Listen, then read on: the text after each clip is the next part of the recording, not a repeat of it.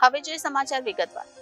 આમોદનગરમાં રાત્રિના સમયે અજાણ્યા તસ્કરોએ મીટ બજારમાં આવેલી એક જ્વેલર્સની દુકાન તેમજ રહેણાંક મકાનને નિશાન બનાવી ચોરીનો પ્રયાસ કર્યો હતો, જેમાં જ્વેલર્સની દુકાનનું શટર તોડી ચોરીનો પ્રયાસ કર્યો હતો, જ્યારે એક મકાનની બારીમાંથી પ્રવેશ કરી રોકડા રૂપિયા તથા તાંબા પિત્તળના વાસણો ઉઠાવી ગયા હોવાની માહિતી મળી હતી। જોકે આમોદ પોલીસ મથકે હજુ કોઈ ફરિયાદ કરવામાં આવી નથી। આમોદનગરમાં મુખ્ય બજાર એવા ટાવર ચોક વિસ્તારમાં આવેલી કાવેરી જ્વેલર્સ બેની દુકાનને અજાણ્યા તસ્કરોએ નિશાન બનાવી હતી। તસ્કરોએ શટર તોડી દુકાનમાં પ્રવેશ કર્યો હતો, પરંતુ દુકાનમાંથી કોઈ વસ્તુ નહીં ગઈ હોવાની માહિતી મળી હતી। જ્યારે બાપા સીતારામ વિસ્તારમાં આવેલા ત્રિભુવન નાગજીભાઈ સોલંકી પોતાના ઘરે નીચે સૂતા હતા, ત્યારે ઉપરના માળે અજાણ્યા તસ્કરોએ રાત્રિના આશરે 3 વાગ્યાની આસપાસ પેચિયાથી બારી ખોલીને અંદર પ્રવેશ કર્યો હતો, તેમજ ઘરમાં રહેલા તાંબા પિત્તળના વાસણો જેવા કે બેડા ડોલ ઉઠાવી ગયા હતા, ઉપરાંત રોકડા પણ ઉઠાવી ગયા હોવાનું જણાવ્યું હતું, પરંતુ આમોદ પોલીસ મથકે હજુ સુધી ચોરી અંગેની ફરિયાદ નોંધાઈ નથી। આમોદ મુખ્ય બજાર એવા ટાવર ચોક વિસ્તારમાં જ્વેલર્સની દુકાનનું શટર તોડી અજાણ્યા તસ્કરોએ ચોરીનો પ્રયાસ કર્યો હતો, પરંતુ ચોરોને કંઈ હાથ લાગ્યું ન હતું, પરંતુ આમોદ પોલીસ તેમજ હોમગાર્ડના નાઇટ પેટ્રોલિંગ સામે સવાલ ઉભા થયા છે। આધારભૂત સૂત્રોના જણાવ્યા મુજબ રાત્રિના સમયે કેટલાક પોલીસ તેમજ હોમગાર્ડનો પોઈન્ટ ટાવર ચોક વિસ્તારની આસપાસ મૂકવામાં આવ્યો હતો, છતાં અજાણ્યા તસ્કરોએ ચોરીનો પ્રયાસ કર્યો હતો।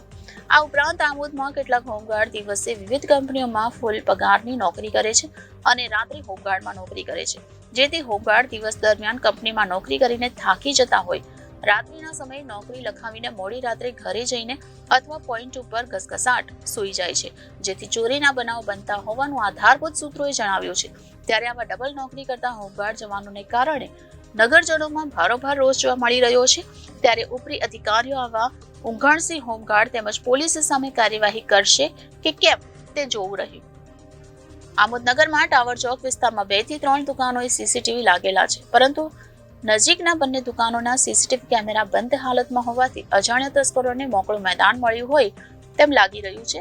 ત્યારે સીસીટીવી કેમેરા બગડેલા હોવાથી પોલીસ અજાણ્યા તસ્કરોનું પગેરું મેળવી શકશે કે કેમ તે જોવું રહ્યું।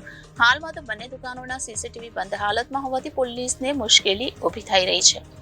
હું ત્રિભુવનભાઈ નાગજીભાઈ સોલંકી પત્રકાર ભાઈઓને જણાવું છું કે આજ રોજ તારીખ 17 સવારના મને ખબર પડી કે મારા ઉપલા માળે કોઈ હતું ના, અમે નીચે સૂતેલા હતા ને રાતના 3ના અરસામાં 9 બેડા 4 ડોલ પિત્તળ ને તાંબાના વાસણો એમ કરીને લોકો માતાની ચોરી કરી ગયા છે અજાણ્યા શખ્સો, એ હું આ પત્રકાર સમક્ષ રજૂ કરું છું। કઈ રીતના ઘરમાં પ્રવેશ કર્યો એ લોકોએ તમને કોઈ ખબર પડી? આ અંદરની બારીથી એ લોકો પ્રવેશ કરી ને પેચિયાથી બારી ખોલી ને અંદર પ્રવેશ્યા છે।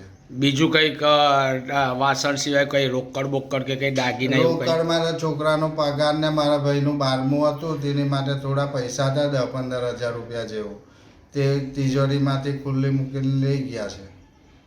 અચ્છા, પોલીસ આવી ગઈ અહીંયા તપાસ માટે? પોલીસને સવારના 8:15ની આસપાસ ફોન કરેલો છે, પણ હજુ સુધી કોઈ આવ્યું નથી। Reporter Viral Gohil, Janadesh news, Bharuch.